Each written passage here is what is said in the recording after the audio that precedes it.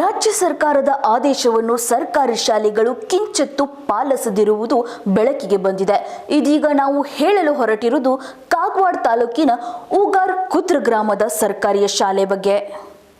ಹೌದು, ರಾಜ್ಯದ ಹಲವು ಕಡೆ ಬಿಸಿ ಊಟ ನೀಡುವಾಗ ಸಂಭವಿಸಿರುವ ಅವಘಡಗಳಿಂದ ಎಚ್ಚೆತ್ತಿರುವ ಶಿಕ್ಷಣ ಇಲಾಖೆಯು ಶಾಲೆಗಳಲ್ಲಿ ಬಿಸಿ ಊಟ ವಿತರಣೆ ವೇಳೆ ಮಕ್ಕಳನ್ನು ಸಾಲಿನಲ್ಲಿ ನಿಲ್ಲಿಸಬೇಡಿ ಅಂತ ಆದೇಶ ಹೊರಡಿಸಿದೆ. ಆದರೆ ಕಾಗವಾಡ ತಾಲೂಕಿನ ಊಗಾರ್ ಖುರ್ದ್ ಗ್ರಾಮದ ಸರ್ಕಾರಿ ಕನ್ನಡ ಹಿರಿಯ ಮತ್ತು ಮರಾಠಿ ಹಿರಿಯ ಪ್ರಾಥಮಿಕ ಶಾಲೆಗಳಲ್ಲಿ ಮಾತ್ರ ಈ ಆದೇಶ ಪಾಲನೆ ಆಗುತ್ತಿಲ್ಲ. ಹೀಗಾಗಿ ಸ್ಥಳೀಯ ಶಿಕ್ಷಣ ಅಧಿಕಾರಿಗಳು ಏನು ಮಾಡುತ್ತಿದ್ದಾರೆ ಎಂದು ಪ್ರಶ್ನೆ ಮೂಡಿದೆ.